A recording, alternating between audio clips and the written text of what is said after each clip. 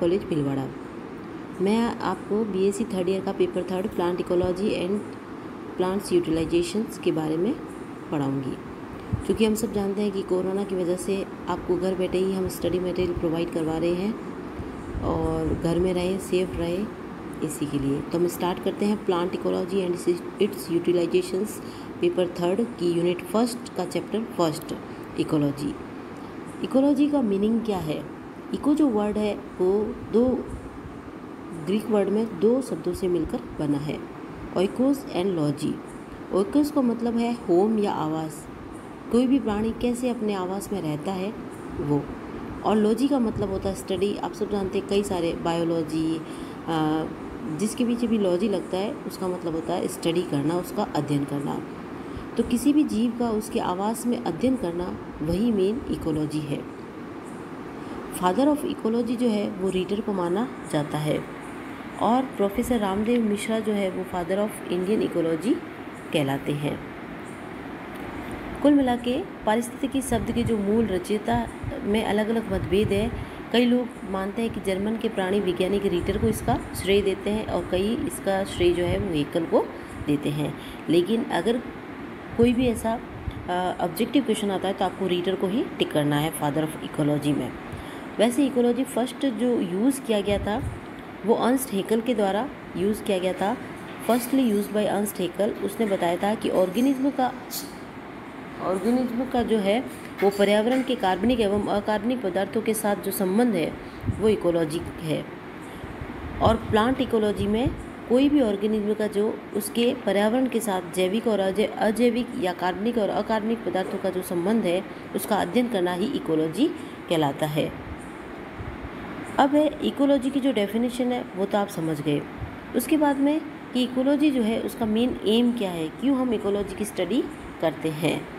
तो distribution of organism on the earth, यानी कि पादप और जंतुओं की जो भिन्न भिन्न जातियाँ हैं वो विभिन्न भौगोलिक क्षेत्रों में पाई जाती है और कई सारी ऐसी जातियाँ जो है वो विशेष स्थानों पर वृद्धि करती है। तो उनके अध्ययन के लिए इकोलॉजी का जो है वो मेन उद्देश्य है। और इम्पोर्टेंस ऑफ इकोलॉजी के अंदर हम पढ़ते हैं कि जीव और पर्यावरण का परस्पर संबंध, कि कैसे कोई भी जीव जो है वो पर्यावरण पर निर्भर है और या पर्यावरण के साथ एक पारिस्थितिकी तंत्र के साथ वो रह रहा है और वो किस तरह से अपने पर्यावरण पर निर्भर है। पर्यावरण से मतलब है हमारे चारों ओर का आवरण। परि प्लस आवरण से मिलकर बना है पर्यावरण, यानी कि हमारे चारों ओर का आवरण जिसमें वो लिविंग ऑर्गेनिज्म रह रहा है और उस पर्यावरण के जैविक और अजैविक घटकों के साथ वो अपना संबंध स्थापित कर रहा है। तो ये इकोलॉजी का ही इम्पोर्टेंस है। किसी भी जीव का स्थानीय एवं भौगोलिक वितरण क्या है। अलग अलग जीव, अभी मैंने पहले ही बताया कि अलग अलग जीव जो है वो अलग अलग भौगोलिक विशेष क्षेत्र में पाए जाते हैं, तो उसका इकोलॉजिकल इम्पोर्टेंस क्या है वो भी हम इसमें पढ़ते हैं। पॉपुलेशन एंड कम्युनिटी के जीवों का पारस्परिक संबंध। अब पहले तो हम इन दोनों शब्दों का अंतर समझते हैं। पॉपुलेशन का मतलब होता है एक ही तरह के जो जीव हैं उनकी बहुत सारा नंबर्स, और कम्युनिटी का मतलब है अलग अलग जाति के कई सारे जो जीव होते हैं वो मिलकर कम्युनिटी बनाते हैं। तो पॉपुलेशन एंड कम्युनिटी के जीवों का पारस्परिक संबंध। फिर है पारस्परिक जो संबंध है उसका विकासात्मक परिवर्तन कैसे हो रहा है, इवोल्यूशनरी डेवलपमेंट कैसे हो रहा है, वो भी हम इकोलॉजी के थ्रू ही जानते हैं। प्राकृतिक संसाधनों की उपयोगिता एवं संरक्षण। हम सब जानते हैं कि आजकल एक वर्ड चल रहा है सस्टेनेबल डेवलपमेंट। क्या है सस्टेनेबल डेवलपमेंट? कि किसी भी प्राकृतिक संसाधन का इस तरह से यूज़ करना कि वो हमारे तो काम आए ही और हमारे आने वाली पीढ़ियों के लिए भी काम आए। तो ये प्राकृतिक संसाधनों की उपयोगिता और संरक्षण तथा उसका सस्टेनेबल डेवलपमेंट है। तो ये भी हम इकोलॉजी के अंदर पढ़ते हैं। और कई सारी संकटग्रस्त जातियाँ हैं, उनका संरक्षण करना, उनकी समष्टि में वृद्धि करना।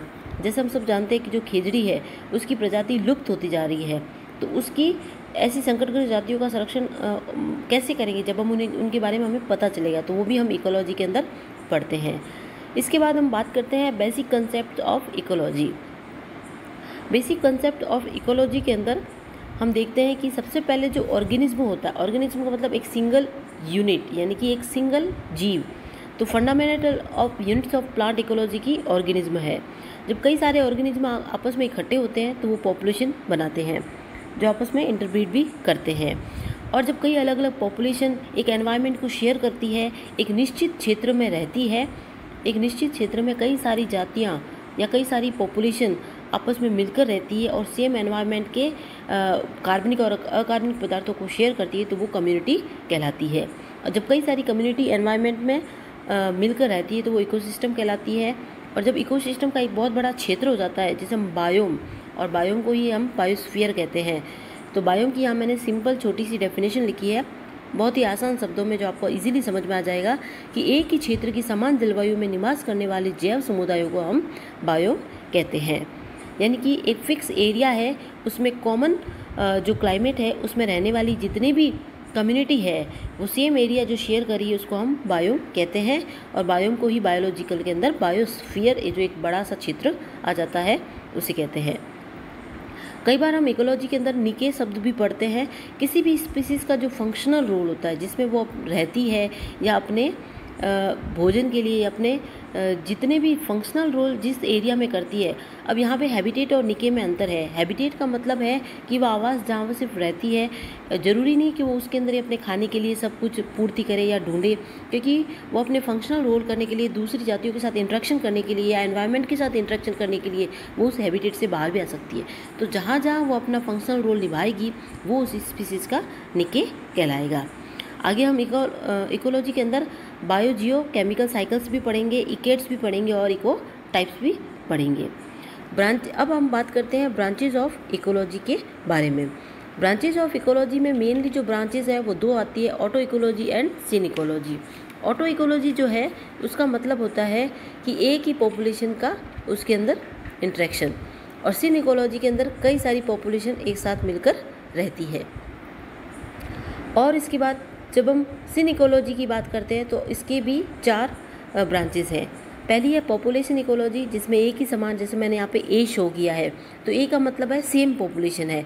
तो कई सारी जो पॉपुलेशन, जो ऑर्गेनिज्म है उसका आपस में इंटरेक्शन, वो किस तरह से एनवायरनमेंट के साथ इंटरेक्शन करके रह रही है एक फिक्स एरिया में, एक समान जलवायु में, तो वो पॉपुलेशन इकोलॉजी कहलाएगी। कम्युनिटी इकोलॉजी के अंदर अलग अलग पॉपुलेशन आ जाएगी, जैसे एक पॉपुलेशन ए की है, फिर बी है, फिर सी है, फिर डी और ई, इस तरह से अलग अलग जो पॉपुलेशन है वो एक समान क्षेत्र को या समान क्लाइमेट को, जलवायु को जब शेयर करती है एनवायरनमेंट के साथ, तो उसको हम कम्युनिटी इकोलॉजी कहते हैं। और बायोम इकोलॉजी में अलग अलग कम्युनिटी इकोलॉजी शेयर होगी, जिसका सिंपल सा एग्जाम्पल है सवाना, घास के मैदान। और लास्ट में आता है इकोसिस्टम इकोलॉजी। इकोसिस्टम इकोलॉजी के अंदर भी हम जो भी कोई जीव है वो किस तरह से एक विशेष क्षेत्र में रहता है, तो उसके अंदर वो इकोसिस्टम के साथ, इकोसिस्टम का मेनली जो मतलब होता है कि किसी भी जीव का उसके एनवायरनमेंट के साथ जैविक और अजैविक घटकों के साथ मिलकर एक स्थिर तंत्र बनाता है जिसमें वो निवास करता है, अपने उत्तम जीवन